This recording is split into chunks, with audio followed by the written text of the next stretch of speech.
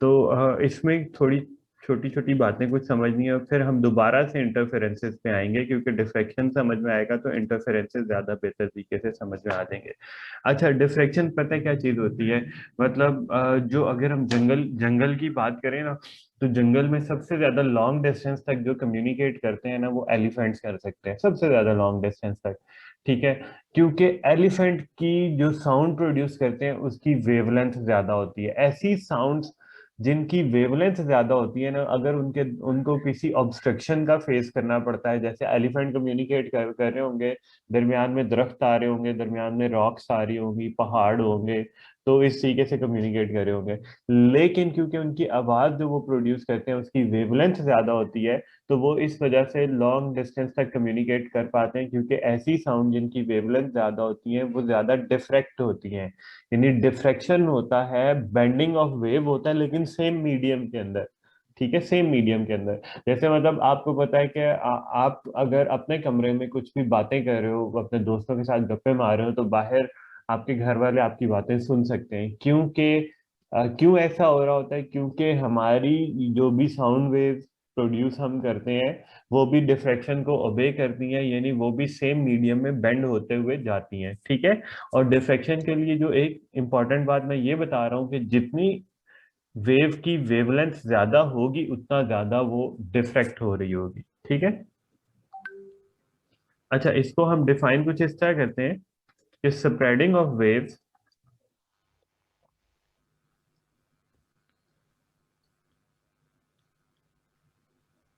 After passing through a small aperture या gap.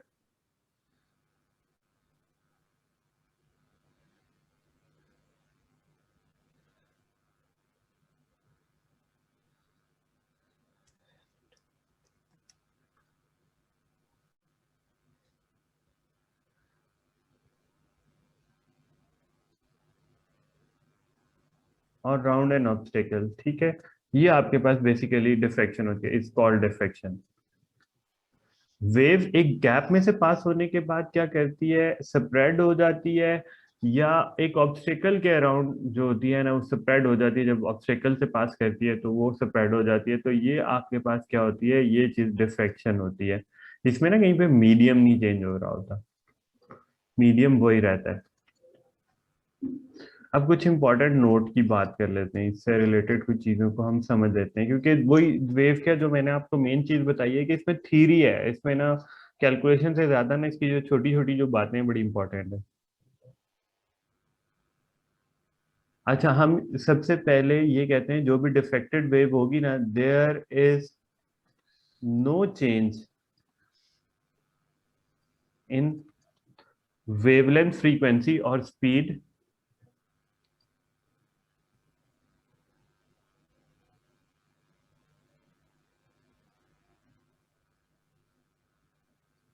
Frequency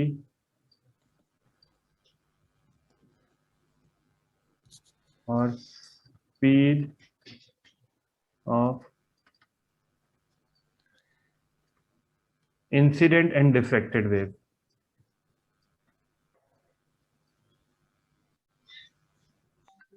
एक बात तो ये हो गई कि आपके पास स्पीड, वेवलेंथ, फ्रीक्वेंसी में कोई चेंज नहीं होने वाला। ठीक है।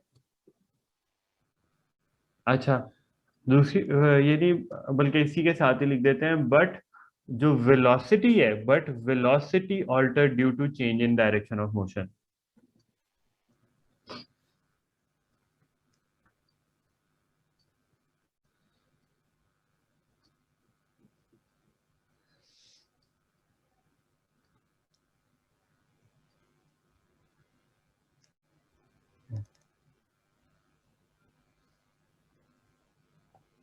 Change in direction. ठीक है, पहली बात समझ में आ गई? कोई प्रॉब्लम है इसमें? No sir. अच्छा, अब ये एक चीज को हम समझते हैं। देखो, अब मैं ये कहता हूँ कि आपके पास ना ये वेव्स आ रही हैं।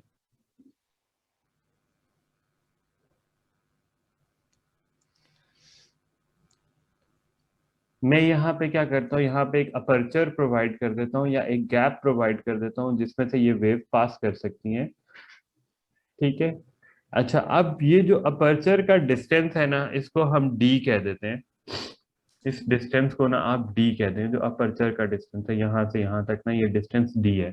अब होगा क्या, जब वेव इस अपर्चर में से पास करती है ना, तो वो ऐसे होना शुरू हो जाती है, यूं करके। ठीक है,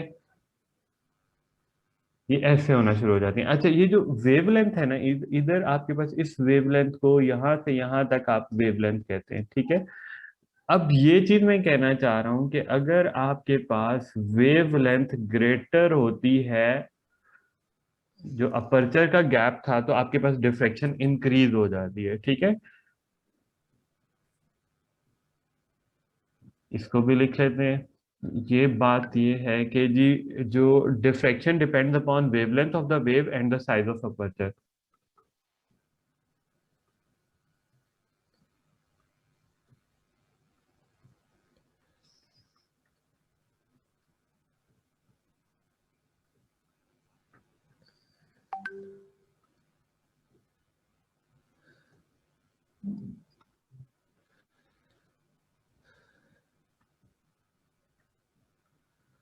साइज ऑफ अपर्चर हो गया, और क्या होता है, larger is the diffraction if wavelength is greater than the size of aperture. larger is diffraction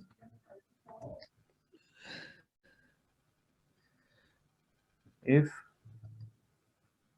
wavelength is greater than size of aperture।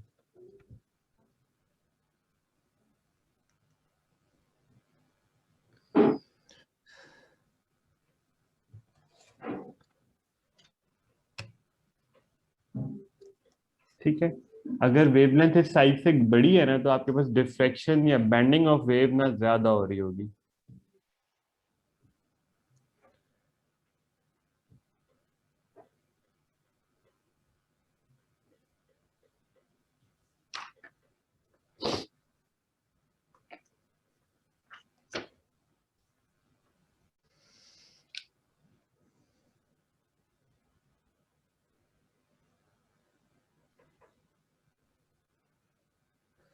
एक और चीज हम बात कर लेते हैं,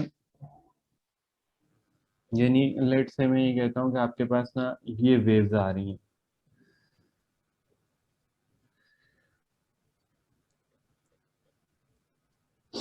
और यहाँ पे ना हम प्रॉपरली कोई ऑब्स्ट्रक्शन बना देते हैं। ये कुछ ऐसे करके आपके पास ना, एक समझ लें कोई रॉक पड़ी हो सकती है, कुछ भी ऐसे, एक बैरियर टाइप चीज है।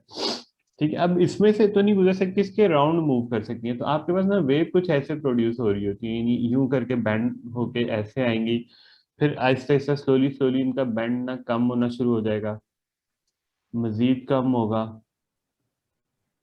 और फिर ये आपस में ना ज्वाइन होना शुरू हो जाएंगी। मतलब ये ग्रेजुअली बैंड कम हुआ, मजीद कम हुआ, फिर ये ज्वाइन होना शुरू हो गई, फिर ऐसे, और फिर कुछ टाइम के बाद में भी ये स्ट्रेट हो जाएंगी। ठीक है, ऐसे करके ये आपके पास ना ऑब्स्ट्रक्शन के अराउंड ऐसे पास कर रही होती है। अच्छा, एक जो इसमें इंपॉर्टेंट चीज है, वो ये एक रीजन क्रिएट हो रहा है, ये वाला, ये रीजन क्रिएट हो रहा है, इस रीजन को ना शैडो रीजन बोलते हैं।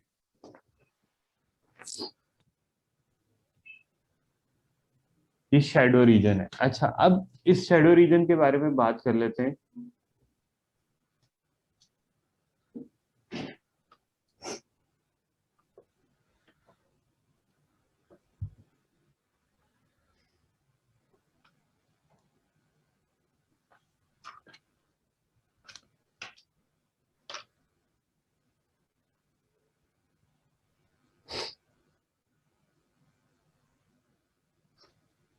तो ये जो शेडो रीजन होता है ना, मतलब ये शेडो रीजन किस वजह से होता है, shadow region is also due to diffraction of the wave round an obstacle. यानी आप ये कह सकते हो कि लेट्स से अगर आप इस शेडो रीजन पे मौजूद हो ना, तो यहाँ पे आपको कोई भी आवाज नहीं सुनाई देगी। स्पेसिफिक रीजन पे अगर कोई यहाँ पे साउंड वेव्स आ रही हैं, और आप यहाँ पे शेडो रीजन में खड़े हो, तो आपको कोई आवाज सुनाई नहीं देगी। थोड़ा सा आगे जाके खड़े होगे तो आपको आवाज सुनाई सुनाई देना शुरू हो जाएगी, बिकॉज ऑफ डिफ्रैक्शन, और ये जो वेव की वजह से यहाँ पे एक शेडो रीजन क्रिएट हो रहा है। तो शेडो रीजन,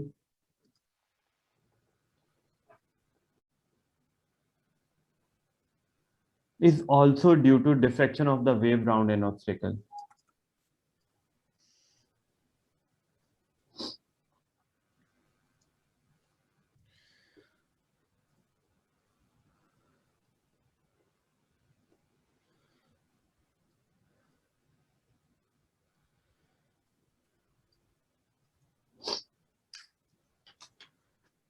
ठीक है सुफियान, अभी तक कोई प्रॉब्लम इसमें डिफ्रैक्शन का जो कॉन्सेप्ट मैं एक्सप्लेन कर रहा हूँ? नहीं सर, अभी तक कोई बात ठीक है, छोटी छोटी चीजें हैं लेकिन ना इसी पे थोड़ा सा टाइम लगाना है हमें समझना इन चीजों को। अच्छा, अब हम आते हैं नेक्स्ट पे।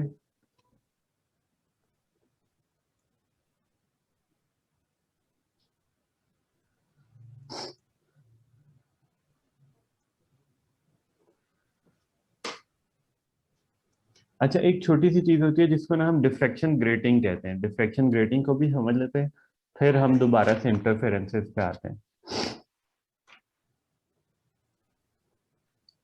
डिफ्रैक्शन ग्रेटिंग बेसिकली नाउन है, एक ये एक डिवाइस है, समझ लो आप ऐसे। डिफ्रैक्शन ग्रेटिंग,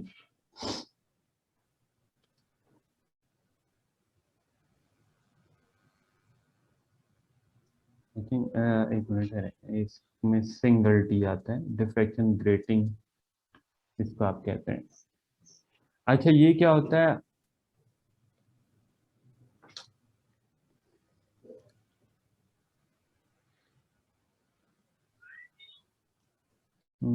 वो कहते हैं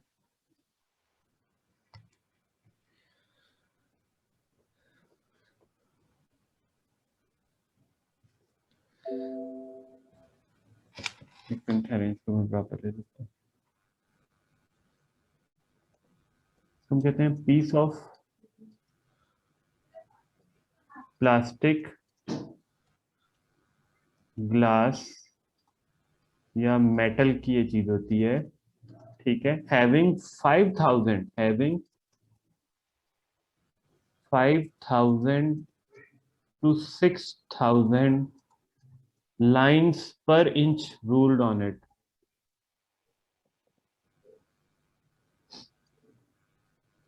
यानी आप समझ लो कि ऐसी ग्लास की कोम, जो कंघी हम फेरते हैं, ठीक है, ऐसी ग्लास की कोम जिसमें 1 इंच पे 5,000 to 6,000 वो उसकी वो सेपरेशन हुई होती है, ठीक है। ये कैसी चीज है? मतलब ये जो 5,000 to 6,000 है, ये ईच लाइन जो है वो कोहेरेंट सोर्स के तौर पे एक्ट कर रही होती है, ठीक है। पीस ऑफ प्लास्टिक, ग्लास और मेटल हैविंग 5,000 to 6,000 लाइन पर inch ruled on it, each line becomes like a slit and deflect the incident wave, which further meet to provide an alternate bright and dark pattern on a screen. या हम simply कह देते हैं each line behave like a slit or coherent source, behave like a slit or coherent source.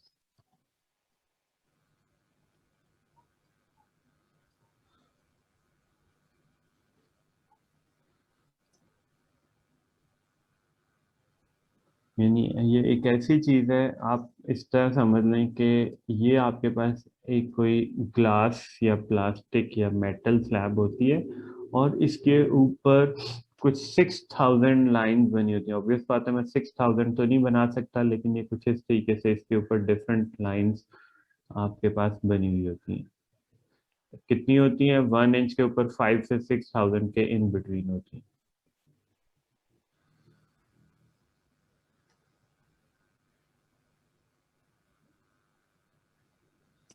ठीक है, आप इस चीज को लेंथ एल कंसीडर कर सकते हैं। ये जो चीज है ये आपके पास लेंथ एल है, और यहाँ पे जो आपके पास दो लाइंस के दरमियान जो गैप बनता है ना, वो आपके पास होता है डी, ठीक है। अच्छा, आप एक छोटा सा फॉर्मूला है, यानी अगर आपको लाइन स्पेसिंग फाइंड करनी हो, लाइन स्पेसिंग यानी इस डी को फाइंड करना हो, तो हम क्या करते हैं?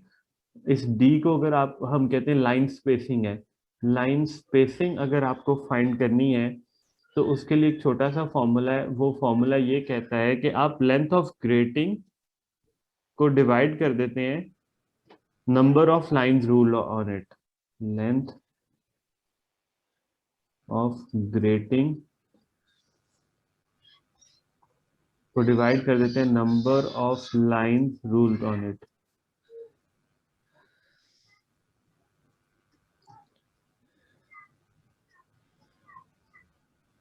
ठीक है, यानी डी जो आप फाइंड करते हैं basically L divided by N करके आप फाइंड कर रहे होते हैं। तो ये इसका एक छोटा सा फॉर्मूला आप कह सकते हो कि अगर आप लाइन स्पेसिंग फाइंड करना चाह रहे हैं तो आपको टोटल स्लिट की लेंथ को उस पे जितनी नंबर ऑफ लाइन होंगी उससे डिवाइड करते हैं तो आंसर आ जाता है। जी अच्छा, यहां तक आपको क्लियर हो गया। जी सर। अब हम दोबारा से आते हैं इंटरफेरेंसेस पे, इंटरफेरेंसेस के टॉपिक को कंटिन्यू करते हैं।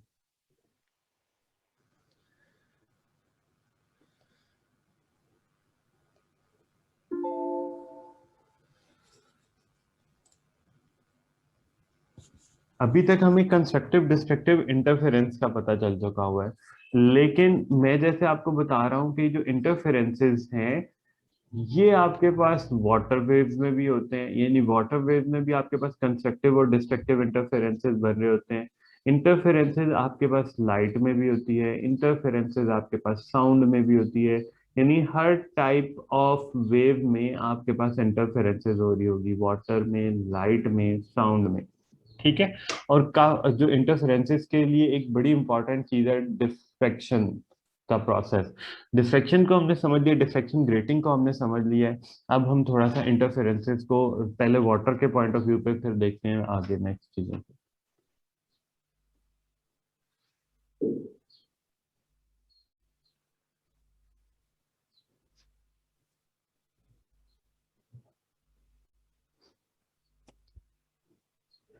तो इंटरफेरेंसेस ऑफ वाटर वेव, सबसे पहले हम आते हैं इंटरफेरेंसेस ऑफ वाटर वेव।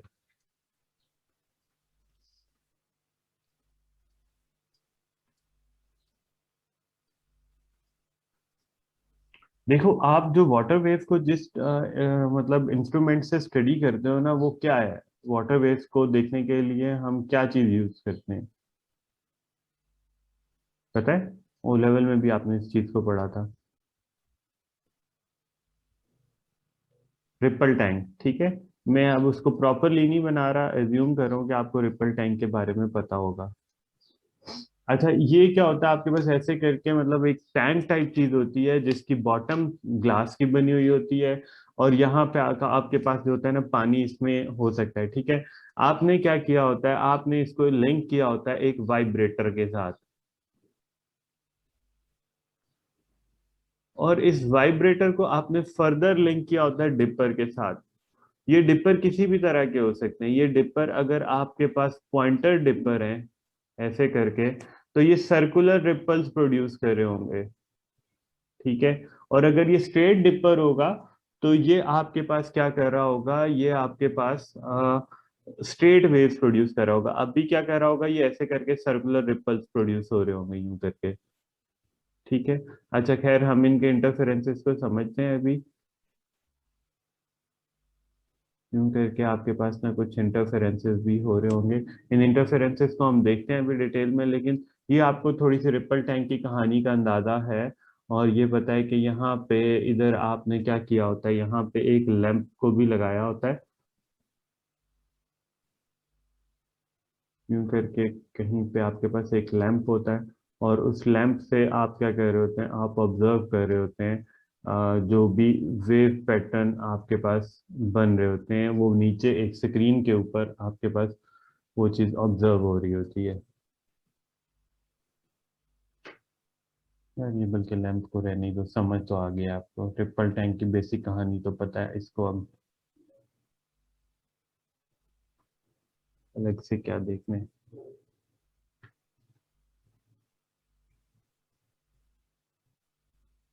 अच्छा, थोड़ा सा इसको डिटेल में, ये जो इसके वेव पैटर्न बन रहे हैं उनको हम देखते हैं। ये आपके पास रिपल टैंक था, और रिपल टैंक में जैसे अगर आपने पॉइंटर डिपर यूज किए वो वाइब्रेट करेंगे और आपके पास ऐसे करके ये वेव्स प्रोड्यूस हो रहे हैं, और आपके पास डिफरेंट बन रहे होंगे, पैटर्न बन रहे होंगे। इसको आप S1 कह सकते हैं, इसको आप S2 कह सकते हैं। हम थोड़ा सा इनको ऑब्जर्व करते हैं। ठीक है, लेट्स से ये वाला आपके पास S1 सोर्स है, थोड़ा सा यहाँ पे करके S1 बना देता हूँ और यहाँ पे करके आपका S2 सोर्स है। इस S1 सोर्स से कुछ यूं करके आपके पास ना वेव्स प्रोड्यूस हो रही है।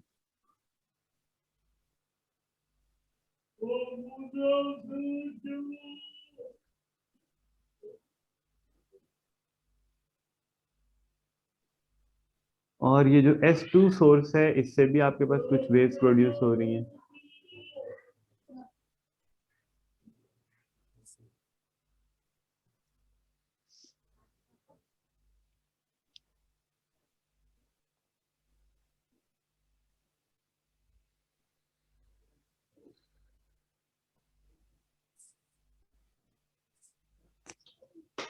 ठीक है, इस तरीके से आपके पास ना कुछ वेव्स प्रोड्यूस होते हुए नजर आ रही हैं। अच्छा, अब यानी मैंने थोड़ी सी ये वाली, एक मिनट, थोड़ा सा एक बेहतर कर लें।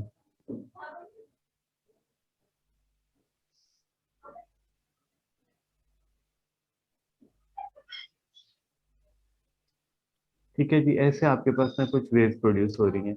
अच्छा, अब आप ऑब्जर्व करो ना, ये आपके पास वेव मीट हो रही है, ये मीट हो रही है, ये मीट हो रही है, इस तरीके से ना ये इनके कुछ मीटिंग पॉइंट आपको ना दोनों वेव्स के नजर आ रहे हैं। ये वाला इस तरह ना, मतलब ये आपके पास वेव मीट हो रही है। मैं अभी आपको कुछ पॉइंट्स को क्लियर करता हूँ इसमें ना, बल्कि ये वाला आप थोड़ा सा रहने दें।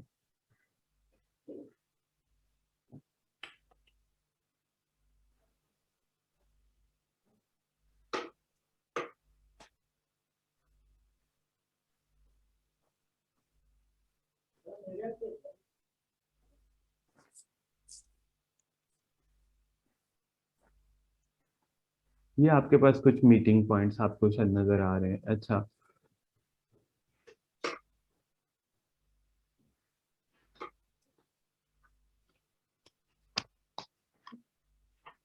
मैं ना डिफरेंट पॉइंट्स मार्क कर देता हूँ। लेट से ना आप ये पॉइंट मार्क कर देते हैं, इस पॉइंट को ना हम P कह देते हैं, ये पॉइंट आपके पास P है। ठीक है, इस पॉइंट को अगर आप P को ऑब्जर्व करें तो आपने क्या करना है, आपने इनका ना पाथ डिफरेंस फाइंड करना है। यानी एट P, अगर हम इस पॉइंट को एट P को, यानी इधर ही हो ना? जी सर। जी, अच्छा, अभी लैपटॉप की बैटरी है ना? जी सर अभी है। अच्छा, एट P अगर आप क्या करते हो, आप पाथ डिफरेंस फाइंड करते हो, पाथ डिफरेंस। तो पाथ डिफरेंस क्या हो रहा होगा, जैसे मैंने आपको पहले ही बताया था कि पाथ डिफरेंस हम सोर्स से वेवलेंथ की फॉर्म में देते हैं। तो आप कैलकुलेट कर रहे होगे समथिंग कुछ S1P कह दें और S2P कह दें, S1P माइनस S2P, इस तरीके से कर लें। अच्छा, इस पॉइंट P को अगर आप देखें ना, ये वाली 4 लैम्डा बनती है, यानी आपको पता है हर वेव फ्रंट के दरमियान ईच वेवलेंथ का डिफरेंस होता है, ये 4 लैम्डा बनती है पॉइंट P को देखें। और माइनस ना 3 लैम्डा हो रही है, ऐसी है, माइनस ना 3 लैम्डा हो रही है। तो आंसर आता है बेसिकली 1 ऑफ लैम्डा। ठीक है, तो ये जो अगर आप P को देखो तो आपके पास क्या हो रहा है, कंस्ट्रक्टिव इंटरफेरेंस हो रहा है, क्योंकि हमने वेवलेंथ को ये बताया था कि अगर कोई आपके पास इंटीजर मल्टीपल होता है ना वेवलेंथ का, 1 2 3 ऑफ लैम्डा, तो हम ऐसे इंटरफेरेंस को कहते हैं कि कंस्ट्रक्टिव इंटरफेरेंस होगा। तो हम यहाँ पे लिख भी देते हैं कि कंस्ट्रक्टिव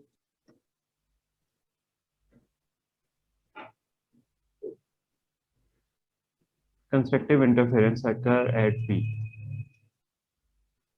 अच्छा, ये तो आपने एट P की बात कर दी। अब कोई भी पॉइंट और मार्क कर लेते हैं और थोड़ा सा डिस्ट्रक्टिव इंटरफेरेंस को भी समझ लेते हैं। जैसे ना, मतलब मैं ये कह देता हूँ कि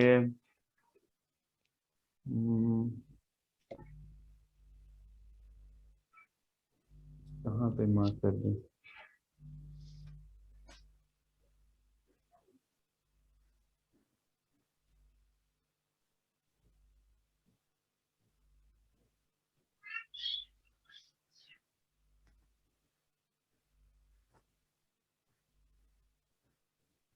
ये पॉइंट Q कह देते हैं। ठीक है जी, ये पॉइंट Q है। अच्छा, अब आप एट Q जरा देखना, कोई भी पॉइंट ले लिए, इंटरफेरेंस पॉइंट जो है ना वो थोड़ा सा ये डिफरेंट तरीके से लिया है। अच्छा, अगर आप एट Q देखो और आप इसी तरह पाथ डिफरेंस को कैलकुलेट करो, तो पाथ डिफरेंस में वैसे टेक्निकली ये चीज होती है कि बड़ी वाली में से छोटी वाली वेवलेंथ को माइनस कर रहा होता हूँ। तो यहाँ पे ना S2P माइनस S1P कर लेते हैं, कोई रॉकेट साइंस नहीं है, सिर्फ नेगेटिव आंसर को अवॉइड करने के लिए। अच्छा यहाँ पे देखो ना, तो इसके लिए जो वेवलेंथ आ रही है वो 3.5 वेवलेंथ आ रही है, यानी 3.5 ऑफ लेमडा आ रहा है। तीन ये और कोई हाफ ऑफ दिस, मतलब पिंक की दोनों पिंक लाइन के दरमियान हाफ ऑफ वेवलेंथ। -S1P को अगर आप देखो तो वो 3 लेमडा बन रही है। तो ये तो आपके पास आंसर आ जाता है 1/2 ऑफ लेमडा। तो 1/2 यानी आपने कहा था कि इंटीजर मल्टीपल ऑफ लेमडा/2 क्या होता है, वो डिस्ट्रक्टिव इंटरफेरेंस होता है, ठीक है। तो हम ये कह सकते हैं कि जो एट क्यू है, interference, destructive interference occur at Q.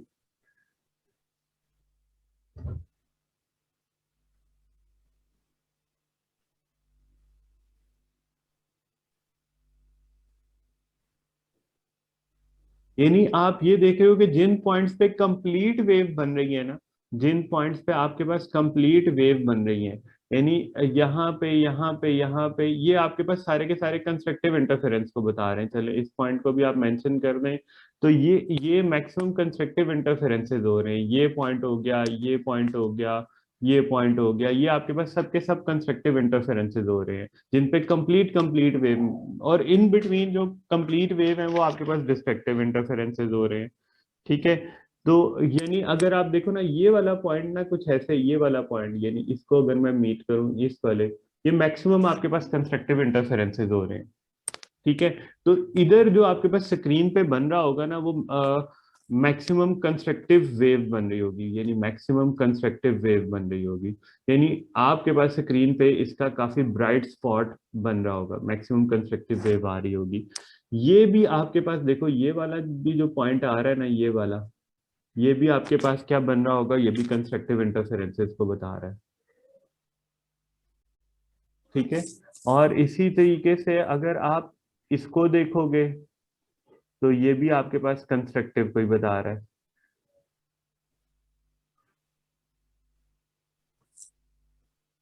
लेकिन आप अगर इन बिटवीन बात करते हो कहीं पे भी ना, मतलब किसी भी क्यू, अब ये क्यू पॉइंट को अगर आप देख लेते हो या इनके इन बिटवीन बात करते हो, कुछ भी जो कि इन पॉइंट्स को मीट नहीं कर रहा, कहीं पे भी ऐसे करके मैं बना देता हूँ, जैसे ये एक लाइन मैंने बना दी है, कोई भी कंस्ट्रक्टिव नहीं है, ठीक है, तो ये आपके पास डिस्ट्रक्टिव होगा,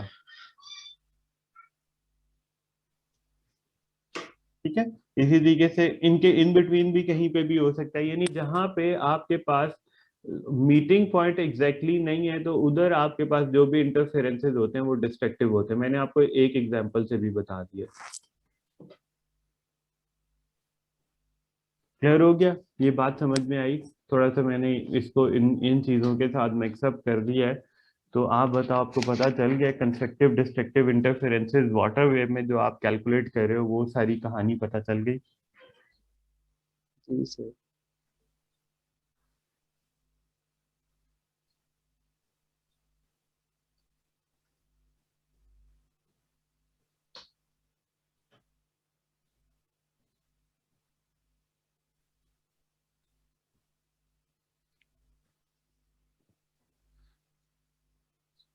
अब हम आते हैं इंटरफेरेंसेस ऑफ लाइट वेव्स की बात कर लेते हैं।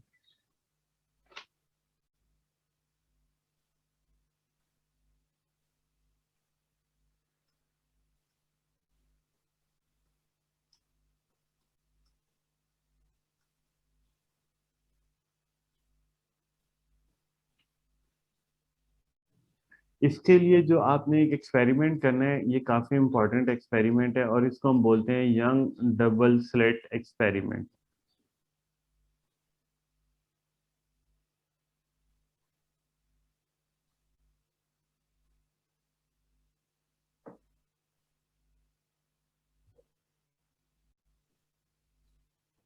अच्छा, ये एक्सपेरिमेंट बेसिकली आप कह सकते हो कि this experiment is used to determine the wavelength of monochromatic light source.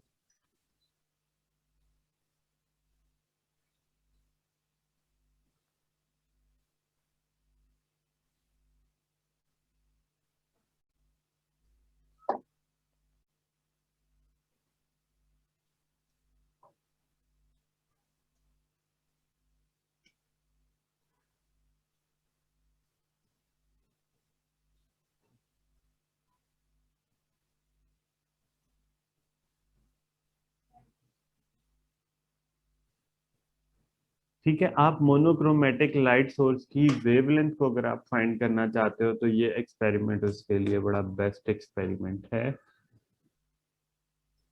अच्छा, अब हम इसको समझते हैं, देखते हैं कि ये एक्सपेरिमेंट आपको क्या कहता है।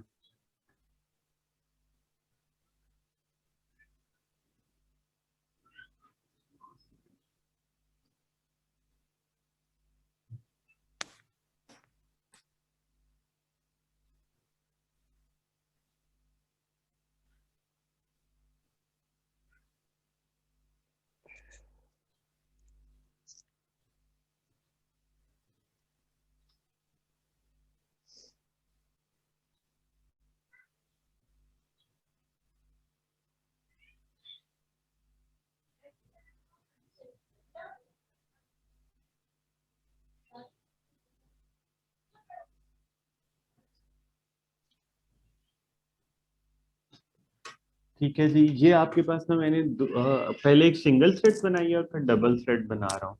और यहाँ पे कुछ गैप के बाद ना आपके पास है एक स्क्रीन।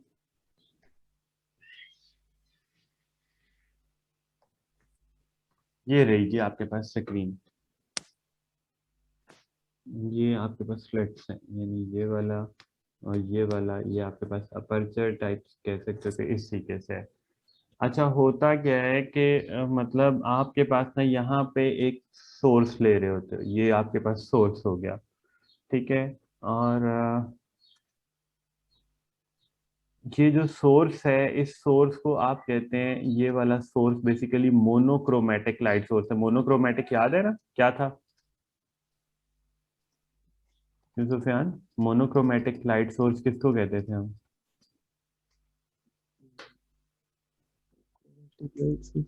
हम्म। सर मोनोक्रोमेटिक लाइट सोर्स या वो तो मोनोक्रोम हाँ जी। मतलब वो तो ये था ना कि सिंगल से जाके आगे एक्सटेंड होती थी जी, डिफरेंशिएट। मोनोक्रोमेटिक होता है सिंगल कलर लाइट सोर्स यार। ये जो थ्योरी लिखते हो इसको पढ़ भी लिया करो, इसीलिए सही तरह समझ में नहीं आता।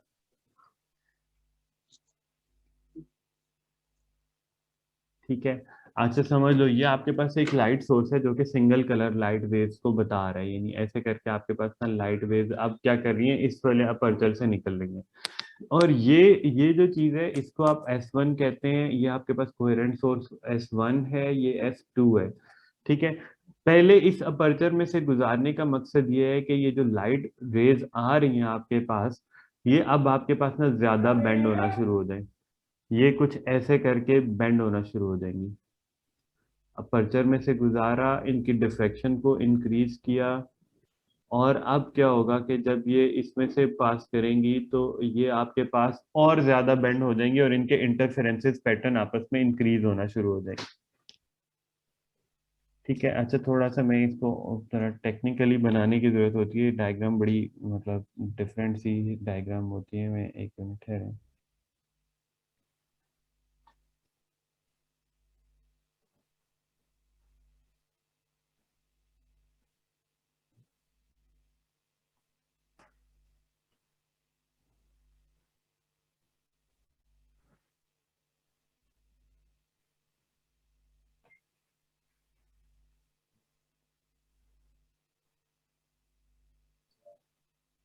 ये जब इस सोर्स में से निकल रही है ना आपके पास, ये कुछ ऐसे वेव आ रही है।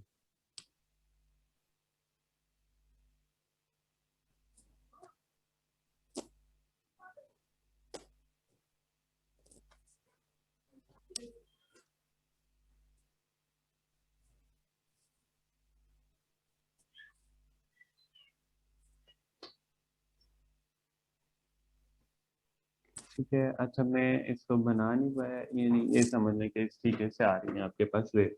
और जब इस सोर्स में से निकल रही हैं तो कलर चेंज कर लेते हैं।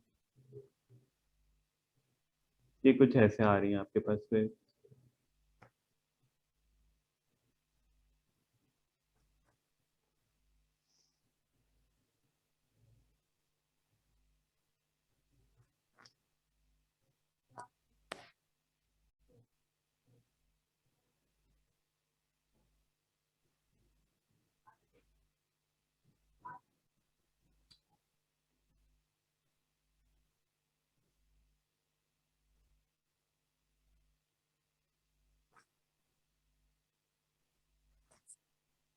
ठीक है जी, ये ऐसे आपके पास जो है ना मतलब दोनों कोहेरेंट सोर्सेज से यूं करके वेव निकली। ठीक है, S1 एंड S2 आपने कोहेरेंट सोर्सेज के बारे में बता दिया।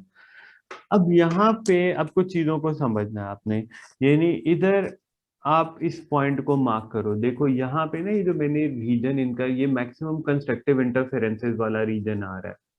मतलब ये जो चीज इस तरीके से आपको, क्योंकि इतना प्रॉपरली नहीं बना पाया, तो ये बेसिकली आपके पास ना इंटरफेरेंसेस वाला रीजन बन रहा है। मतलब ये सारे का सारा जो है ना, ये आपके पास ना इंटरफेरेंसेस वाला रीजन बन रहा है, ये वाला। ठीक है, ये आपके पास इंटरफेरेंसेस होते नजर आ रहे हैं। इसमें कंस्ट्रक्टिव इंटरफेरेंसेस भी हैं, इसमें डिस्ट्रक्टिव इंटरफेरेंसेस भी हैं। इस तरीके से ना आपके पास ये डिफरेंट इंटरफेरेंसेस वाला रीजन बन रहा है। अब इस इंटरफेरेंसेस की वजह से पता है क्या हो रहा होगा, आपके पास ना different dark and bright spot आपकी स्क्रीन पे बन रहे होंगे। मतलब आपके पास इस रीजन के अंदर जो है वो डार्क, यानी यहाँ पे कहीं पे आपके पास ना ब्राइटेस्ट स्पॉट आ रहा होगा, यहाँ पे आपके पास कोई ब्राइट स्पॉट आ रहा होगा। ठीक है, फिर डार्क आ रहा होगा, फिर ब्राइट आ रहा होगा। इस तरीके से ना आपके पास ना डिफरेंट रीजन्स बनते जा रहे हैं। ठीक है, डार्क स्पॉट, ब्राइट स्पॉट, यानी जैसे डार्क एंड ब्राइट फ्रिंजेस होती है ना, ये इस तरीके से आपके पास ना ये बनती जा रही है। डार्क ब्राइट, इस तरह आपके पास ना ये रीजन एक बनता जा रहा है। जो इंटरफेरेंसेस का रीजन था, थोड़ा सा मेरे से शेप में थोड़ा छोटा रीजन बन गया। मतलब मैं इसको थोड़ा बड़ा भी बना सकता था, लेकिन ये इंटरफेरेंसेस रीजन, इस तरह आपके पास डार्क एंड ब्राइट स्पॉट आ रहे होंगे।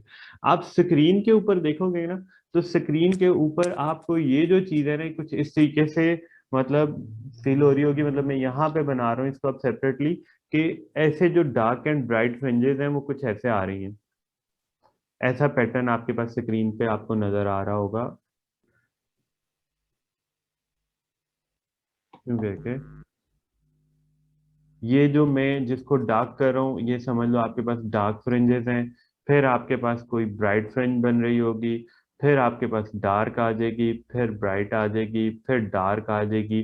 जो डार्क होती है वो बनती है डिस्ट्रक्टिव इंटरफेरेंसेस की वजह से, और जो ब्राइट फ्रिंज होती है वो बनती है कंस्ट्रक्टिव इंटरफेरेंसेस की वजह से। ठीक है, यानी ये चीज आपके पास आ गई डार्क, ये भी हो गई डार्क, और ये भी हो गई डार्क। और इनके इन बिटवीन क्या है, इनके इन बिटवीन है आपके पास ब्राइट।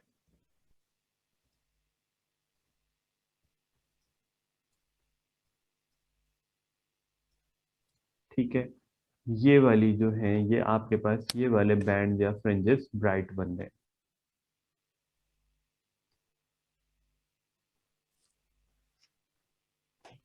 अच्छा, अब कुछ एक दो और इम्पोर्टेंट बातें वो ये हैं कि मतलब अगर आप दो डार्क फ्रिंजेस के दरमियान डिस्टेंस देखते हो, मतलब मैं ये कहता हूँ कि अगर आप इतने डिस्टेंस की बात करते हो, तो इस डिस्टेंस को भी हम फ्रिंज सेपरेशन बोलते हैं। यानी कंजेक्टिव डार्क फ्रिंजेस के दरमियान सेपरेशन देख लो, या कंजेक्टिव ब्राइट फ्रिंजेस के दरमियान सेपरेशन देख लो, ये जो चीज होती है ना ये आपके पास एक्स से रिप्रेजेंट कर रहे होते हैं। ठीक है, ये दोनों जो चीजें हैं मतलब इनको हम एक्स से रिप्रेजेंट कर रहे होते हैं। आप और होती सेम लेंथ है, मतलब ये वाली चीज दो कंजेक्टिव ब्राइट फ्रिंजेस के दरमियान डिफरेंस होगा या दो कंजेक्टिव डार्क फ्रिंजेस के दरमियान डिफरेंस होगा, ये आपके पास एक्स होता है। ठीक है, अच्छा अब कुछ चीजें लेबल कर लेते हैं ताकि बेहतर हो जाए, समझने में आसान हो जाए। सुफियान, मुझे पता है बोरिंग तो है, लेकिन इसको समझना ध्यान से है। ये आपके पास स्क्रीन है, ठीक है, और ये आपके पास डबल थ्रेड कोहेरेंट सोर्सेज,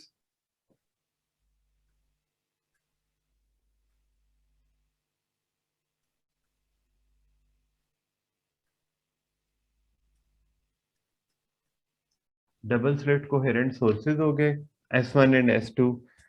इन दोनों स्क्रीन्स के दरमियान जो गैप बनता है, यहां से यहां तक जो गैप है कोहेरेंट सोर्सेज और स्क्रीन के दरमियान, इसको आप कैपिटल डी से रिप्रेजेंट कर रहे हो।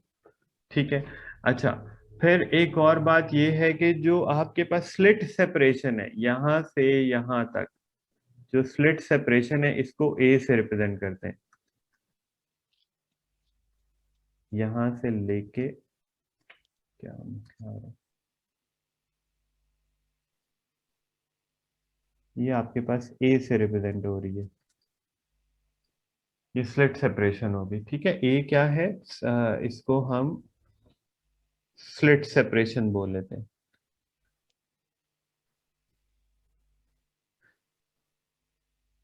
मुझे बाद में लिख देता हूँ इसको। अच्छा, तो अब आपके पास ये तो हो गया ना मोनोक्रोमेटिक लाइट सोर्स, पहले भी लिख दिया। और ये जो सिंगल स्लिट है ना, ये क्या है, for diffraction, single slit for diffraction. सिर्फ हम इसमें से गुजार रहे हैं ताकि डिफ्रेक्शन और मजीद इंटरफेरेंसेस पैटर्न आपके पास आ जाए। तो सिंगल स्लिट फॉर डिफ्रेक्शन। तो ये सारी कहानी हो जाती है। यहां तक पता चल गया आपको सुफियान?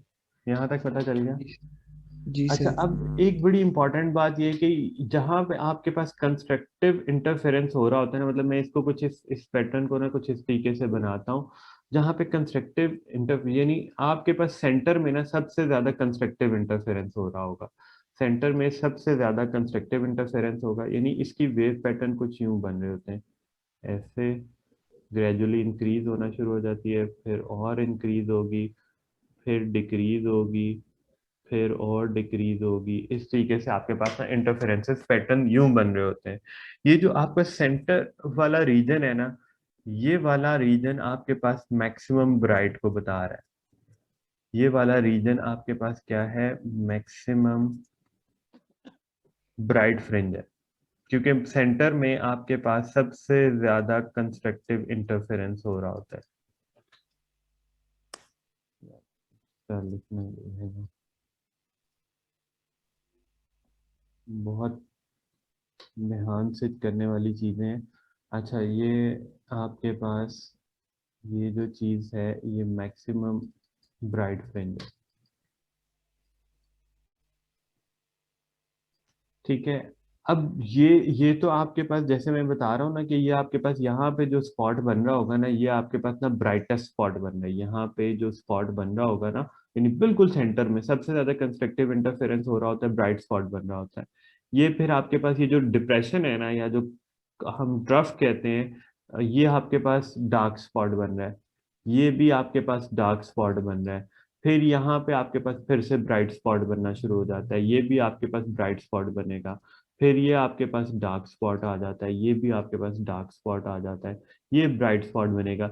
लेकिन जैसे जैसे हम वो सेंटर वाली ब्राइटेस्ट फ्रिंज से हम दूर जाते जाते हैं ना, तो आपके पास ब्राइट स्पॉट की इंटेंसिटी कम होती जाएगी, यानी सेंटर में मैक्सिमम ब्राइट स्पॉट बन रहा होगा, और जैसे जैसे हम दूर जाएंगे ना, तो आपके पास ब्राइट स्पॉट की इंटेंसिटी कम होती जाएगी। ठीक हो गया? यहाँ तक बात समझ आ गई सारी?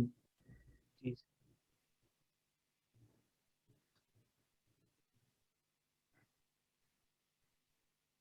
अभी तक हमने कुछ कंक्लूड नहीं किया, मतलब सिर्फ हम उस पैटर्न को, इंटरफेरेंसेस पैटर्न को ही समझने की कोशिश कर रहे हैं।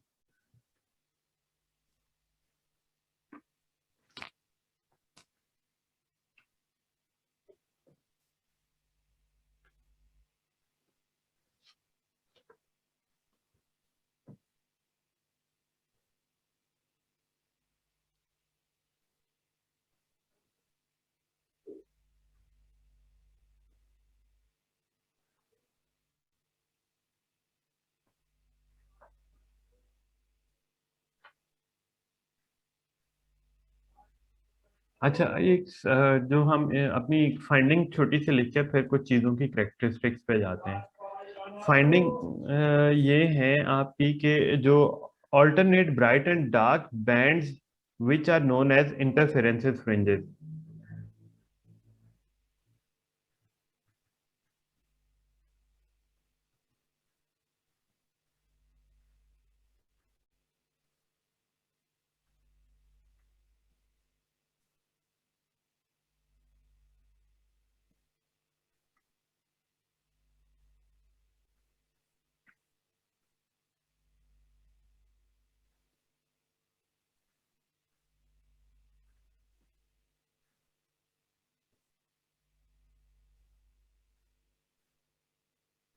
which are known as interference fringes are observed at a screen due to constructive and destructive interferences। Sir, 7%। जी जी। मैं कह रहा था बैटरी में 7% रह गया, अभी आया अच्छा ऊपर, खत्म हो अ- गई। अच्छा, लाइट नहीं आई अभी तक। नहीं सर, पता नहीं क्यों नहीं आई, हम्म। सुबह की गई। अच्छा चलिए, मैं इसको सम अप करता हूँ। As interferences fringes are observed on a screen, which are known as interference are observed on a screen due to constructive and destructive interferences.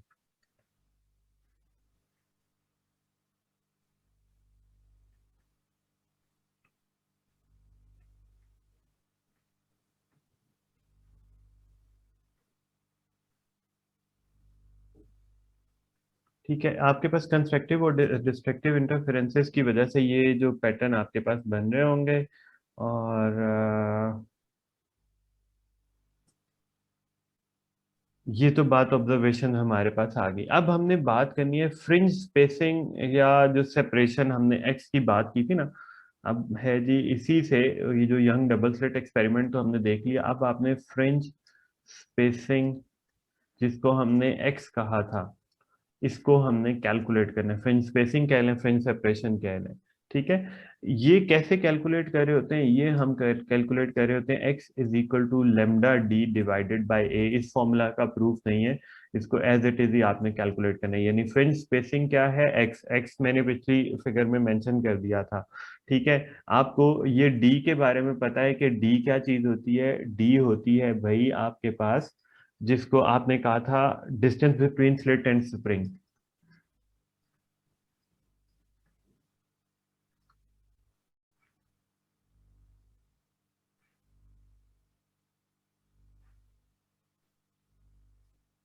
Slits and screen, ठीक है।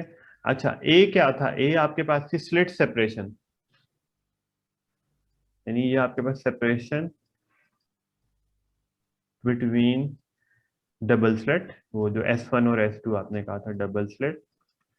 और लेमडा क्या है आपके पास? वही जो मोनोक्रोमेटिक लाइट सोर्स है उसकी वेवलेंथ,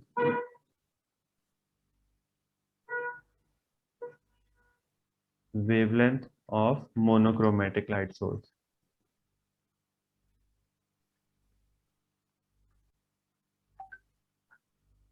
ठीक है। और इस तरीके से आप कैलकुलेट कर पाएंगे एक्स को।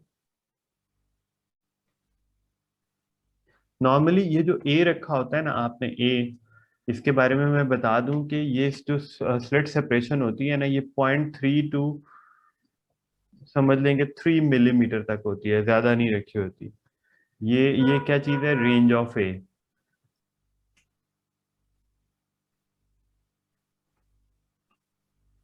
ठीक हो गया, ये वाली सारी बात समझ आ गई।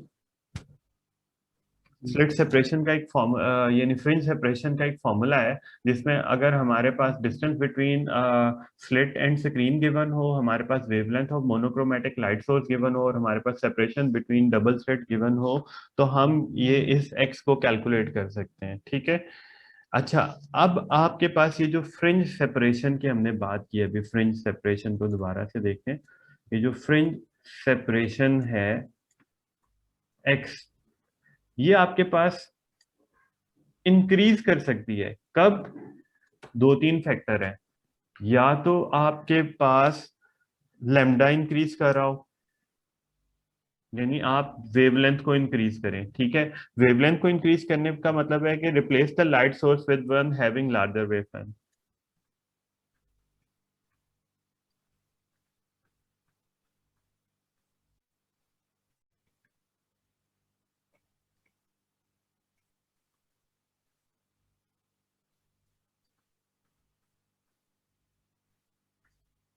ठीक है। दूसरी बात क्या है? या आपके पास ये जो स्लिट सेपरेशन है ये इंक्रीज कर रही हो, ठीक है। एमसीक्यूज में पूछ लेता है, increase the distance between double slit and screen.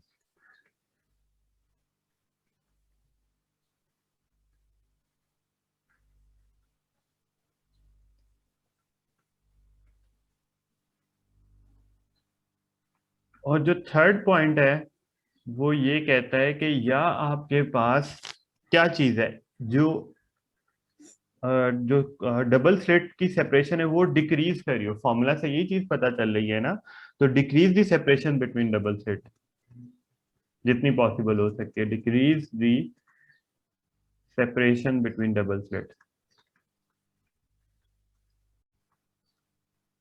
तो बड़ी इंपॉर्टेंट बातें हैं, तो छोटी छोटी सी लेकिन बड़ी इंपॉर्टेंट बातें। तो अभी तक आपने ये नहीं, इसकी फाइंडिंग में जो है ना, मतलब वो देख लिया कि पहले तो फॉर्मूला को देखा, डायरेक्टली देखा, कोई हमने उसकी कैलकुलेशन नहीं की, और उस एक्सपेरिमेंट में भी देख लिया कि कब आपके पास मैक्सिमम कंस्ट्रक्टिव इंटरफेरेंस हो रहा है, कब डिस्ट्रक्टिव इंटरफेरेंस हो रहा है, वो सब चीजें देख ली।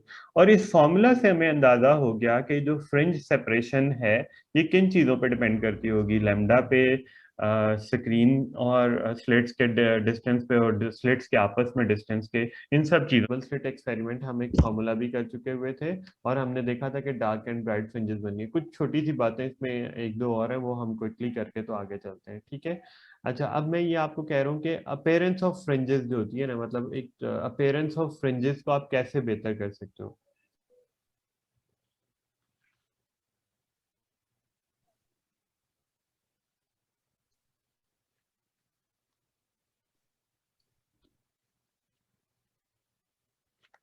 ये जो अपेयरेंस ऑफ फ्रिंजेस होती है ना, इनको कैसे बेहतर किया जा सकता है कि फर्स्ट पॉइंट हम ये कह सकते हैं कि अगर आप, if intensity of the light source is increase,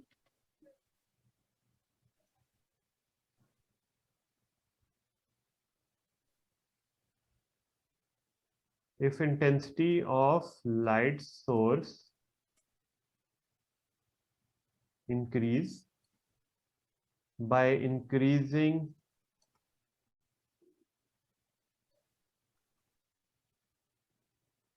power rating, ठीक है, आप यानी जिस जो जो इंटेंसिटी आपने यूज की हुई है उसको आप हायर पावर रेटिंग यूज करें, और आप इंटेंसिटी को इंक्रीज करेंगे तो अपेयरेंस ऑफ फ्रिंजेस, यानी ब्राइट फ्रिंजेस ज्यादा ब्राइट हो जाएंगी, डार्क फ्रिंजेस कंपैरेटिवली ज्यादा डार्क हो जाएंगी, ठीक है, अगर आप इंटेंसिटी को इंक्रीज करते हैं।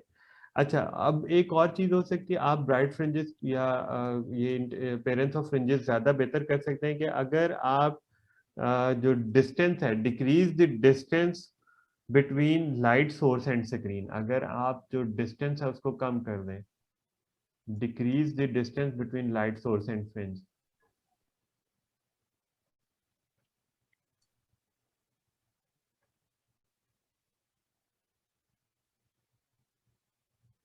लाइट सोर्स एंड स्क्रीन, इनके दरमियान अगर आप डिस्टेंसेस को कम कर दें तो तब भी आपकी अपेयरेंस बेहतर हो जाएगी। अच्छा, फिर हम क्या कह सकते हैं, decrease the wavelength of monochromatic light source.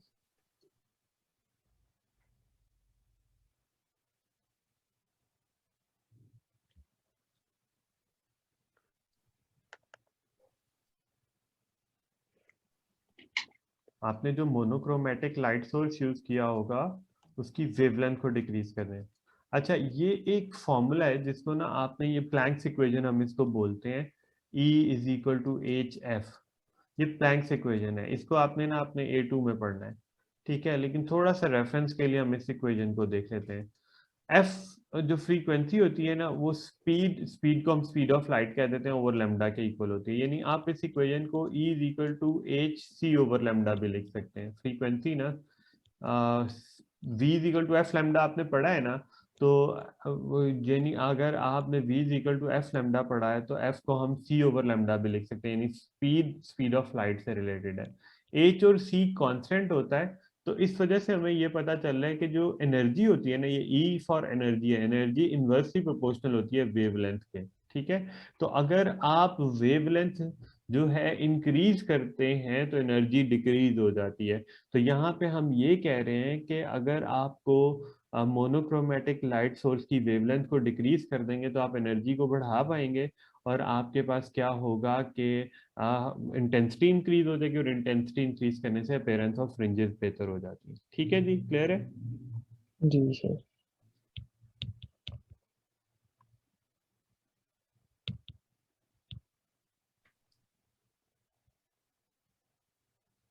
अच्छा, एक लास्ट पॉइंट एक और देख लेते हैं कि increase the size of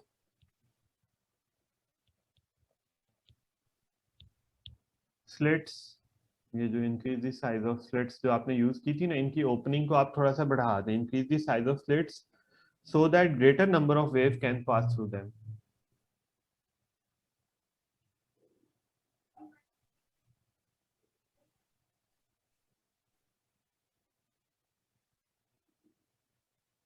Can pass through them.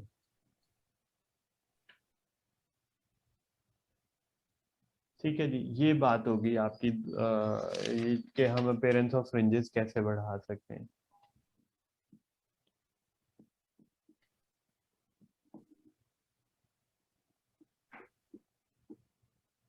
अच्छा जी, अब ये तो यहाँ तक आपने समझ लिया और छोटी छोटी बातें देख भी ली, और ये यंग डबल स्लिट एक्सपेरिमेंट को आपने जो है ना ओवरऑल देखा।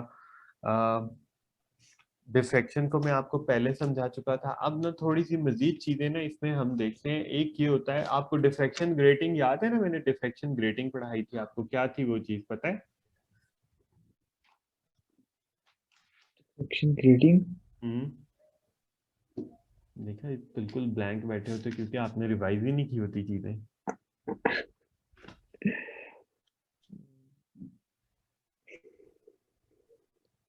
जी नहीं बताना यार, डिफ्रैक्शन ग्रेटिंग मैंने आपको बताया था कि एक आपके पास समझ लो एक ऑप्टिकल डिवाइस है। वो क्या होती है कि उसमें 1 इंच के अंदर 5000 टू 6000 लाइंस होती हैं, यानी 1 इंच के अंदर 5000 टू 6000 कोहेरेंट सोर्सेज होते हैं।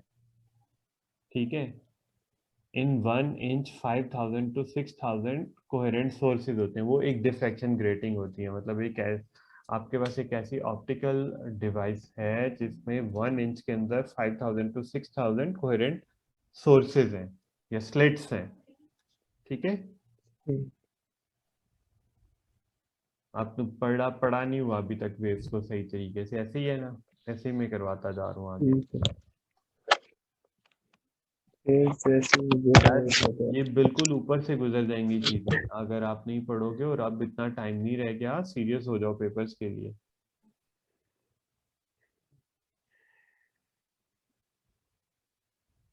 ये बड़ी इंपॉर्टेंट बात है और मैं आपको बहुत डिटेल में करवा रहा हूँ।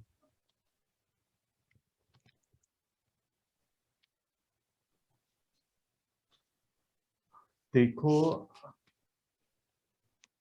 डिफ्रैक्शन थ्रू डिफ्रैक्शन ग्रेटिंग है। आप अगर क्या करते हो, आप ना यहाँ पे एक मोनोक्रोमेटिक लाइट सोर्स रख लेते हो, यानी मोनोक्रोमेटिक लाइट सोर्स तो याद है क्या था? जी सर। क्या होता है? Sir lights lights. Monochromatic light source आप गूगल कर रहे हो? नहीं सर, गूगल मैंने कहाँ से करना है। हाँ जी, क्या होता है सर मोनो? वही जहाँ से, मतलब बेस जहाँ से लाइट निकलती है और आगे जाके स्प्लिट होती भाई मेरे नहीं, क्या हो गया आपको? ये ना अब कल मैंने आपका ओरल टेस्ट ले लेना है सारी चीजों का। अब आपको पता ही नहीं है मोनोक्रोमेटिक लाइट सोर्स, मैंने आपको इसको प्रॉपर लिखवाया भी था कि सिंगल कलर लाइट जो होती है ना, मोनो होता है, सिंगल क्रोमो होता है कलर। सिंगल कलर लाइट यानी आपके पास या तो सिर्फ रेड कलर होगा या सिर्फ ऑरेंज कलर या कोई भी वॉयलेट कलर, इस तरह का सिंगल कलर लाइट सोर्स आपका मोनोक्रोमेटिक लाइट सोर्स होता है। ठीक है, सिंगल कलर। कल भी मैंने आपसे पूछा था, आपको तब भी नहीं आया था, तब भी मैंने बताया था और फिर नहीं किया। तो ये जो मोनोक्रोमेटिक होता है ये सिंगल कलर लाइट सोर्स होता है, और इसकी पूरी रीजन बताई थी मैंने आपको कि हम सिंगल कलर लाइट सोर्स क्यों यूज कर रहे होते हैं। ताकि आपके पास कांस्टेंट फेज एंगल रहे, कांस्टेंट फ्रीक्वेंसी रहे, कांस्टेंट टाइम पीरियड रहे, कांस्टेंट वेवलेंथ रहे। तो तब इसीलिए आप सिंगल कलर यूज करते हैं, क्योंकि आपने वो पूरा स्पेक्ट्रम पढ़ा हुआ है, उस स्पेक्ट्रम में हमें ये पता चलता है कि आप आपके पास हर कलर की फ्रीक्वेंसी भी डिफरेंट है और हर कलर की वेवलेंथ भी डिफरेंट है। ठीक है, तो इस वजह से आपने मोनोक्रोमेटिक लाइट सोर्स को यूज किया होता है, क्योंकि अगर हम सेम कलर यूज करेंगे तो सेम फ्रीक्वेंसी होगी। जब मैंने आपको इंटरफेरेंसेस के लिए कुछ कंडीशन बताई थी, तो उसमें ये कंडीशन मैंने आपको बताई थी साथ के, इंटरफेरेंसेस के लिए ज़रूरी है कि आपके पास कोहेरेंट सोर्सेज हो, और इंटरफेरेंसेस के लिए ज़रूरी है कि वेव्स का सेम फेज एंगल हो। सेम फेज एंगल तभी हो सकता है कि जब एक ही तरह की लाइट हो। ठीक है, देख लो हालात अपने। वेव्स को इग्नोर कर रहे हो, वेव्स बहुत इंपॉर्टेंट टॉपिक है यार। क्या हो गया आपको?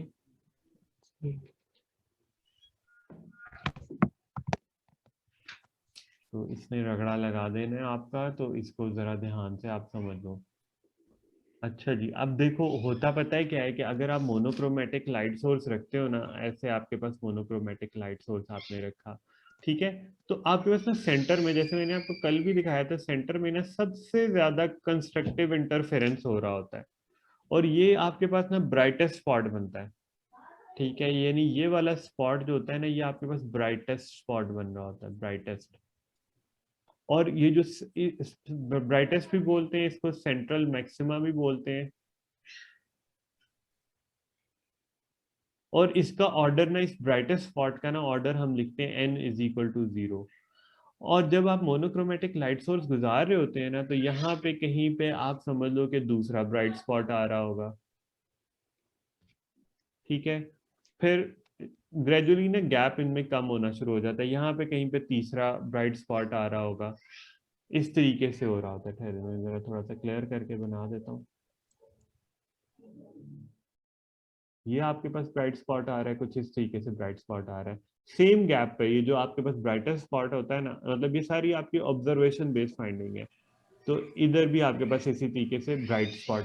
अच्छा, ये ग्रेजुअली ना इंटेंसिटी कम होती जाती है, यानी यहाँ पे ज्यादा ब्राइट स्पॉट होगा, और जैसे जैसे ऊपर की तरफ जाते जाएंगे ना, ब्राइट स्पॉट कम होना शुरू हो जाएगा, उसकी इंटेंसिटी कम होना शुरू हो जाएगी। अच्छा, ये देखो इसको ना, मतलब ये वाला जो फर्स्ट ब्राइट स्पॉट बन रहा है, और ये सेंट्रल मैक्सिमा जो n0 वाली लाइन है ना, इससे हम इसके एंगल को ना मेजर करते हैं। और इसी तरह सेकंड ब्राइट स्पॉट के भी आप एंगल को मेजर कर रहे होते हैं। यानी ये भी आपके पास ब्राइट स्पॉट है, और ये भी आपके पास ब्राइट स्पॉट है। इसके ऑर्डर को आप बोलते हैं n इज इक्वल टू 1, और इसके ऑर्डर को आप बोलेंगे n इज इक्वल टू 2। ठीक है। अच्छा, ये वाला इसका ये एक एंगल बन रहा है, इसी तरह ये भी आपके पास ब्राइट स्पॉट बन रहे हैं। अच्छा, ये n0 होता है, इधर भी आपके पास n1, और ये ऑर्डर n2 हो जाएगा, क्योंकि हम सेंट्रल मैक्सिमा से ऊपर की तरफ और नीचे की तरफ इनके ऑर्डर को देख रहे होते हैं, और ये n2 हो जाता है।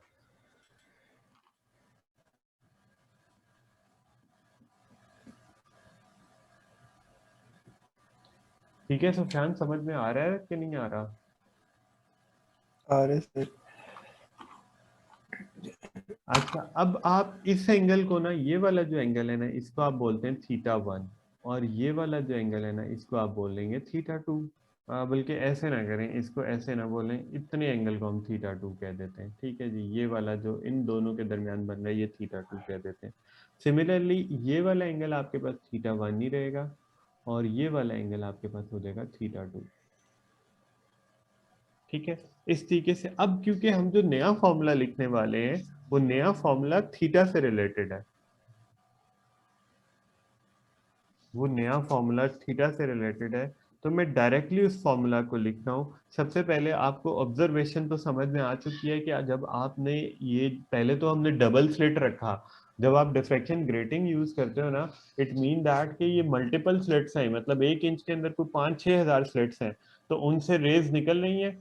आपके पास सेंटर में सबसे ज्यादा कंस्ट्रक्टिव इंटरफेरेंस ब्राइटेस्ट स्पॉट बन रहा होगा, उस सेंटर लाइन से जो फर्स्ट ब्राइट स्पॉट होगा उसका एंगल θ1 कहते हैं, फर्स्ट और सेकंड ब्राइट स्पॉट के दरमियान एंगल θ2 कह सकते हो। इस तरीके से हम इसको ऑब्जर्व कर रहे होते हैं। ठीक है, तो monochromatic light is deflected to the lines of grating, जो diffraction grating, and further meet to provide the alternate bright and dark spot. अच्छा, ये ब्राइट के दरमियान मैंने अभी तक डार्क स्पॉट की बात नहीं की थी, जो दरमियान में जो स्पॉट बनेंगे वो डार्क स्पॉट ही बनने होंगे, यानी यहाँ पे आपके पास डार्क स्पॉट आ रहा होगा, और यहाँ पे भी आपके पास कहीं पे डार्क स्पॉट आ रहा होगा। इसीलिए हर ब्राइट के बाद डार्क होता है, हर अच्छाई के बाद बुराई होती है। तो ये इसी तरह आपके पास ब्राइट एंड डार्क स्पॉट बनते जाएंगे।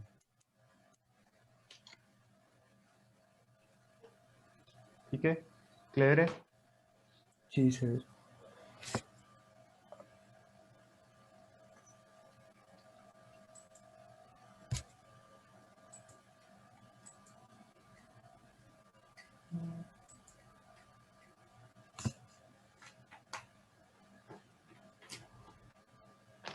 अच्छा, अब उस फॉर्मूला को ना मैं थोड़ा सा, आप समझ लें, मैं ना ज़रा ज़्यादा स्लेट्स नहीं बना रहा, आपको समझाने के लिए एक और चीज़ बना रहा हूँ। डबल स्लेट को ही बना देते हैं, ठीक है। अच्छा देखें कि ना,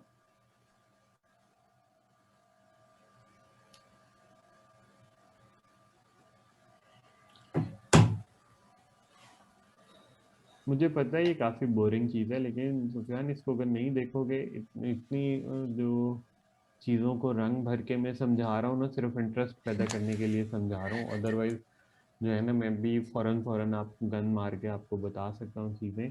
तो लेकिन ये है कि मैं सारी चीज़ों को कोशिश कर रहा हूँ कि क्लियर आपको बता दूँ और आप इनको सही तरह समझ लो, ठीक है। अच्छा जी, अब देखो मैं ना दो स्लेट्स के अकॉर्डिंगली ले रहा हूँ जी। इस वाले स्पॉट को तो आपने बताया था कि ये वाला ना, ये जो सेंटर में बन रहा है ना, ये वाला, ये आपके पास ब्राइटेस्ट स्पॉट है, ठीक है, सेंट्रल मैक्सिमा या ब्राइट स्पॉट, और ये मैं साथ लिख रहा हूँ N0, ठीक है।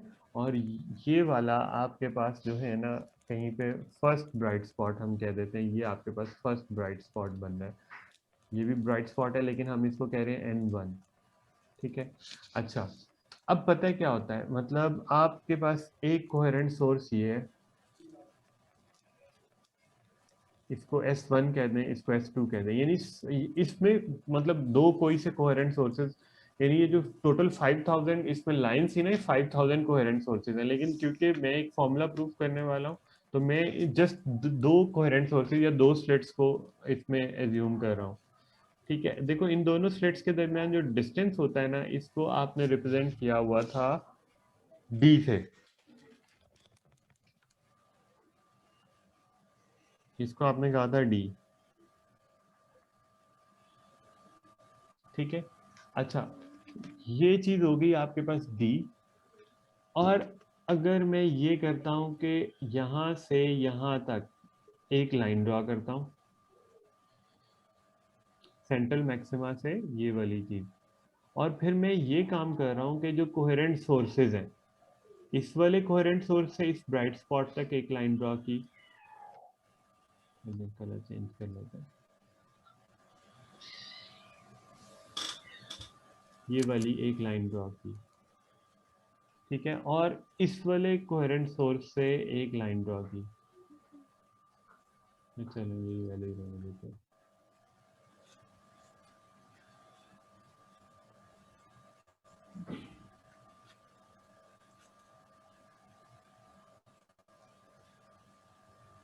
ठीक है जी, ये सारी चीज अभी तक हो चुकी है। अच्छा, अब आपके पास ना ये जो डिस्टेंस होता है ना, ये जो डिस्टेंस, मतलब यहाँ से यहाँ दोनों ब्राइट स्पॉट के दरमियान जो डिस्टेंस होता है ना, ये x होता है, और इस x को ना हम n लैम्डा बोलते हैं। यानी अगर आप कंजेक्टिव ब्राइट स्पॉट के दरमियान देखते हो ना, तो ये डिस्टेंस एक्चुअली वन वेवलेंथ के इक्वल होता है। ये जो दोनों ब्राइट स्पॉट के दरमियान जो डिस्टेंस है ना, ये आपके पास वन वेवलेंथ के इक्वल है। यहाँ से यहाँ तक जो डिस्टेंस है वो क्या है, वो n लैम्डा या वन। अगर आप क्या करते हो, इसी सेंट्रल मैक्सिमा से अगले ब्राइट स्पॉट के दरमियान डिस्टेंस देखते हैं, तो वो 2 लैम्डा के इक्वल होता, ठीक है। इस केस में n1 है, तो ये 1 लैम्डा के इक्वल है। अच्छा, जितना डिस्टेंस ये x होता है ना, उतना ही डिस्टेंस ये वाला भी बनता है आपके पास। मैं यहाँ से एक बिल्कुल सीधी लाइन इस कोहेरेंट सोर्स से इस वाले के लिए ये लाइन ड्रॉ कर रहा हूँ। तो मैं ये कह रहा हूँ कि जितना ये डिस्टेंस x होता है ना, ये वाली चीज भी आपके पास उतना ही डिस्टेंस होता है, ये वाला डिस्टेंस भी x ही होता है। और एक और बड़ी इंपॉर्टेंट बात, ये जो एंगल जितना थीटा बनता है ना, ये वाला एंगल भी सेम ही होता है। जितना ये डिस्टेंस x होगा, उतना ये डिस्टेंस x होता है। और ये सारी चीज अभी तक आपके पास समझ में आ चुकी हुई है। यानी आपके पास एक ऐसी राइट एंगल ट्राइंगल बन गई है। ये एंगल आपके पास ना 90 डिग्री बन रहा है, यानी आपके पास एक राइट एंगल ट्राइंगल बन चुकी हुई है, जिसका हाइपोटेन्यूज है d, ये चीज है x, और ये एंगल है थीटा, ठीक है। तो अगर आप यूज करते हैं साइन ऑफ थीटा को, यहां तक बात समझ आई सारी? जी सर। हल्का फुल्का जी निकल रहा है, चलो। साइन ऑफ क्या थीटा, बात? तो मैं कह रहा हूँ हल्का फुल्का जी निकल रहा है, तो मुझे लगता नहीं है ज्यादा सही समझ में आ रहा है। नहीं नहीं, तो ये देखो आई साइन ऑफ थीटा कम। Is equal to X over D हो गया। अब आप एक्स को सब्जेक्ट बना लो तो आप लिख सकते हो डी साइन थीटा, और एक्स को जनरली हम लिख रहे होते हैं एन लेमडा। तो जो ये एक फॉर्मूला आपके पास आ गया, D sine N lambda is equal to D sine theta. आपको एंगल कौन सा गिवन हो, आपको स्लिट डिस्टेंस पता हो, देखो मैं आपको बताता हूँ अभी कुछ चीज़ों के बारे में। तो ये जो फॉर्मूला है मतलब ये सारी सिचुएशंस में यही मतलब यूज होगा या डिपेंड करता है हमारे पास सिर्फ क्या इन्फॉर्मेशन कुछ गिवन है। होगा? देखो आपने, अगर आपको वो कैपिटल, आपने पहले भी तो पढ़ा है ना, लेमडा डी ओवर ए, तो जी वो फॉर्मूला भी हमारे पास यूज हो रहा होता है, ये फॉर्मूला भी यूज हो रहा होता है। डिपेंड करता है कि हमारे पास इन्फॉर्मेशन क्या गिवन है, उसके अकॉर्डिंगली हम यूज करते हैं। लेकिन ठीक है। हम इस फॉर्मूला को भी मतलब हम दोबारा कर सकते हैं, मतलब जैसे अगर हम्म। इधर हमें हमें एक्स फाइंड करना है, हाँ। तो अगर हमें एक्स पता हो और थीटा फाइंड करना हो तो वो हम्म। उस तरह भी इसको भी तो चेंज कर बिल्कुल कर सकते हैं उस सकते हैं, हिसाब से। बिल्कुल कर सकते हैं। ठीक है, बिल्कुल कर सकते हैं। तो ऑर्डर ऑफ डिफ्रैक्शन आपके पास एन होता है, जैसे मैंने आपको बताया ना कि सेंट्रल मैक्सिमा से जो फर्स्ट ब्राइट स्पॉट बन रहा होगा ना, वेरी नेक्स्ट ब्राइट स्पॉट, वो उसका ऑर्डर होता है 1। इससे अगले ब्राइट स्पॉट का ऑर्डर हो जाएगा 2, जैसे यहाँ पे मैंने मेंशन भी किया हुआ है। एन होता है ऑर्डर ऑफ डिफ्रैक्शन। ठीक है जी। और इसी तरह लेमडा होता है wavelength of monochromatic light source. जो भी आपने मोनोक्रोमेटिक लाइट सोर्स यूज किया हुआ है, इसकी वेवलेंथ।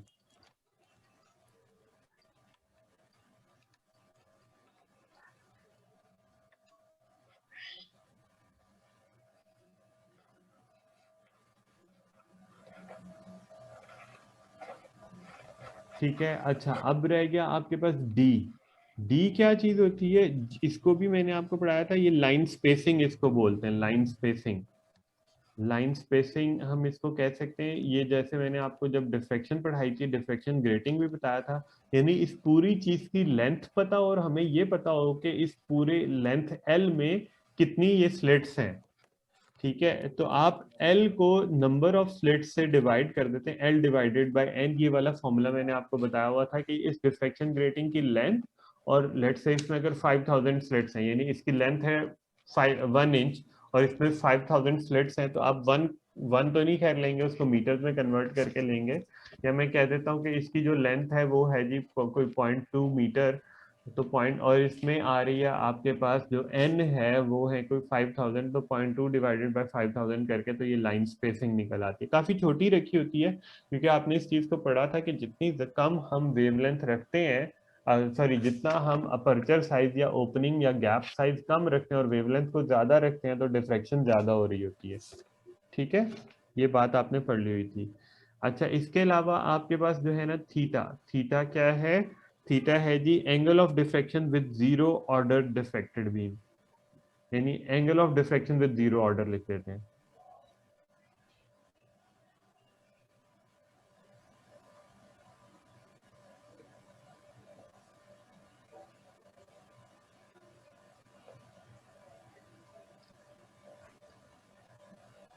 ठीक हो गया? ये बात सारी समझ में आई? बड़ी इंपॉर्टेंट डिस्कशन थी ये भी। जी सर। यार ये ना, अब आज इसको जरूर पढ़ना, एक दफा सारे चैप्टर को ध्यान से। ठीक है सर। अच्छा, एक एक चीज और क्लियर कर दूं इसमें, और वो ये है कि अभी आपने मोनोक्रोमेटिक लाइट सोच रखा है। ठीक है। लेट्स से कि अगर आप इसमें वाइट लाइट रख देते हो तो फिर क्या होता है? मोनोक्रोमेटिक लाइट नहीं यूज करते, आपके पास यही डिफ्रैक्शन ग्रेटिंग आप यूज करते हो, और इसके साथ आप रख देते हो वाइट लाइट को, तो फिर क्या हो रहा होता है? वो चीज हम देख लेते हैं और उसको भी समझ लेते हैं। तो हम इसको बेसिकली कहते हैं डिफ्रैक्शन ऑफ विजिबल लाइट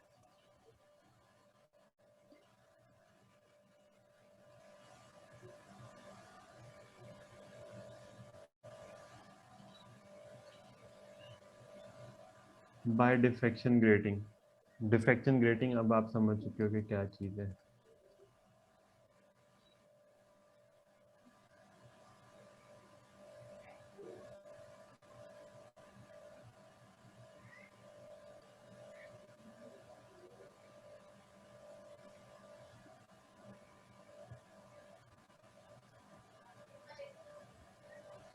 आपने क्या करना है, आपने यहाँ पे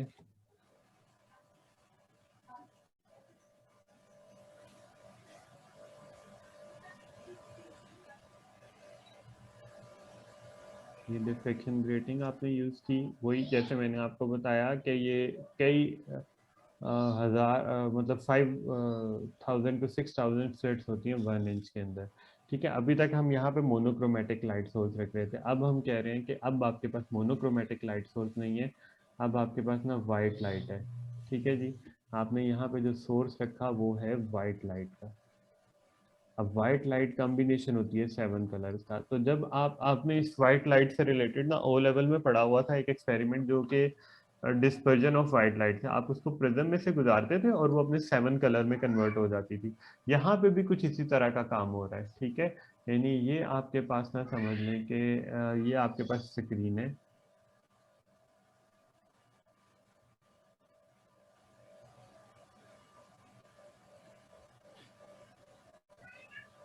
ठीक है, और आपको पता है कि इसके सेंटर में ना आपके पास मैक्सिमम कंस्ट्रक्टिव इंटरफेरेंस हो रहा होता है, सेंटर में ना मैक्सिमम कंस्ट्रक्टिव इंटरफेरेंस हो रहा होता है। तो जब सारे के सारे इंटरफेरेंस जब सेंटर में हो रहा होता है ना, तो यहाँ पे जो लाइट का स्पॉट आपके पास आता है ना वो वाइट ही आता है। यानी यहाँ पे इस जगह पे व्हाइट बैंड ही बन रहा होगा सेंटर में, क्योंकि मैक्सिमम कंस्ट्रक्टिव इंटरफेरेंस हो रहा होता है तो व्हाइट बैंड बन रहा होता है।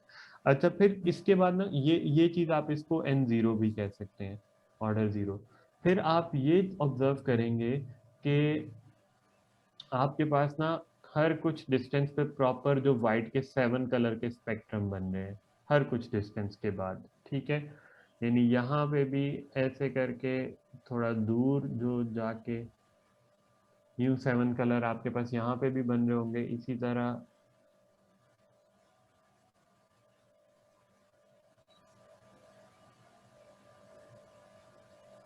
न्यू हर जगह पे जाके ना आपके पास 7 कलर बन गए, यानी ये समझ लो कि जो ये पूरा गैप है ना, या ये पूरा गैप है, दरमियान में कुछ आपके पास जो है ना वो ब्लैंक स्पॉट आ जाएगा या कुछ इस तरीके से, और फिर पूरा स्पेक्ट्रम बन रहा होगा इस पूरे गैप में भी, इस पूरे गैप में भी। यानी यहाँ पे आपके पास वही जो स्पेक्ट्रम बनता है कैसे, मतलब ये आपके पास red orange yellow blue sorry green, याद है वो वाला स्पेक्ट्रम ना यूसुफियान? देख आपको स्पेक्ट्रम याद है वो वाला जो ओ लेवल में याद किया हुआ था रॉय जी बिव करके?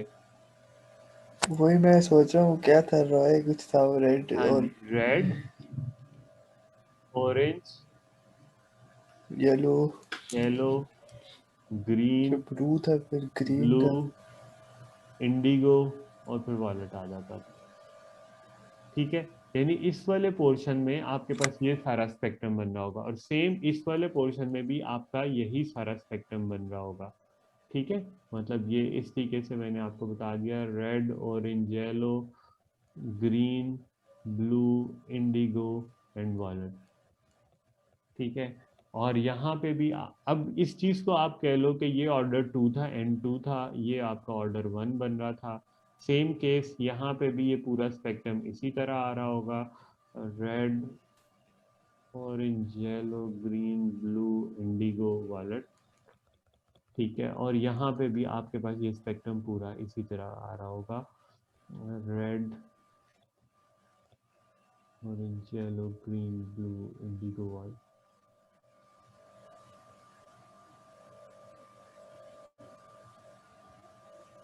ठीक है, इस तरीके से ये आपके पास ना पूरे स्पेक्ट्रम बन गए। अच्छा, इसका ऑर्डर भी आपके पास N1 है और इसका ऑर्डर भी N2 है, यानी हर थोड़े थोड़े डिस्टेंस के बाद आपको जब अगर आप व्हाइट लाइट रखोगे तो ऐसे आपको स्पेक्ट्रम बनते नजर आएंगे। ठीक है, ये भी आपके ऑब्जर्वेशन बेस्ड फाइंडिंग है, यानी आप 7 बेसिक कलर में व्हाइट लाइट को डिवाइड कर दोगे, वो ब्राइट एंड डार्क स्पॉट नहीं बनेंगे जैसे आपके पास मोनोक्रोमेटिक लाइट सोर्स में बन रहे थे। इसमें क्या होगा कि ऐसे आपके पास जो 7 बेसिक कलर के स्पेक्ट्रम बनना शुरू हो जाएगी।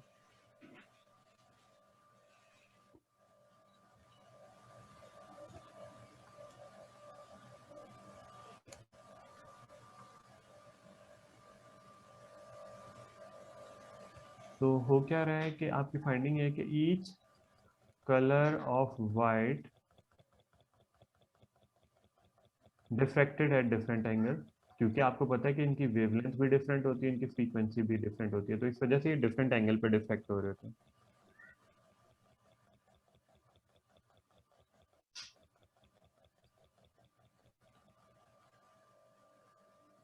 ठीक है,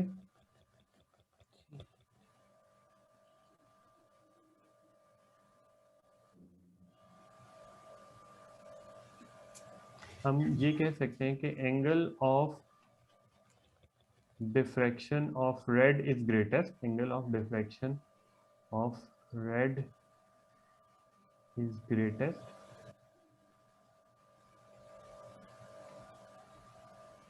and of violet is least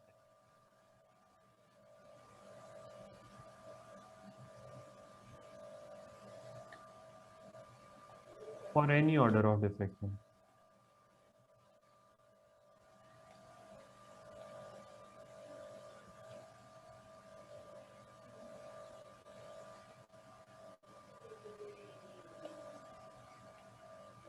अच्छा, और लास्ट बात ये है कि ये मैं खैर इसको इधर बना नहीं पाया, जो ये विड्थ है ना, मैं इधर लिख देता हूँ, मैंने इसको इधर प्रॉपरली मेंशन नहीं कर पाया। ये जो विड्थ होती है ना, width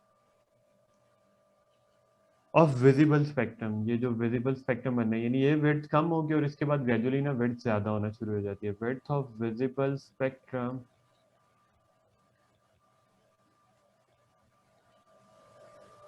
increases as order of diffraction increases.